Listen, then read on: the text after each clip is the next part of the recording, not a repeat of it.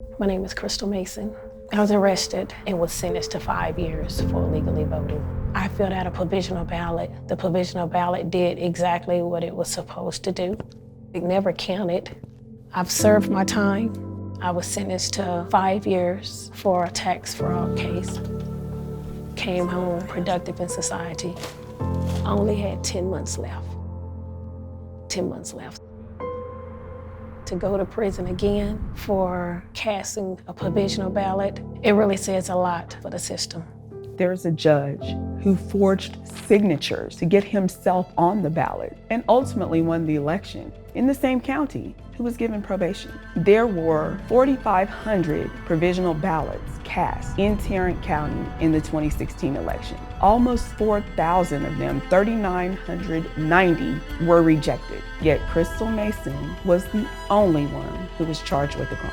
When I got out, I was so excited to see my babies. It was just refreshing to be able to hug them as long as you want to. But when I was found guilty and I had to leave my kids again, the first thing I asked my daughter, she embarrassed, that I had to leave.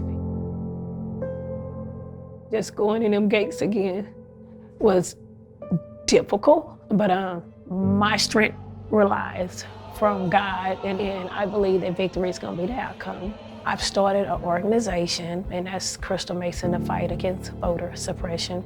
I believe everybody should be educated and empowered to vote. This is the reason why I support Bernie Sanders. Bernie makes me feel like he really cares about my story. He reached out to me in the beginning of my situation. Just lets me know that he really do care, and that's something that we need, somebody that truly cares. Bernie has spoke on disenfranchising minorities. He will be dependable, honest, and our voice.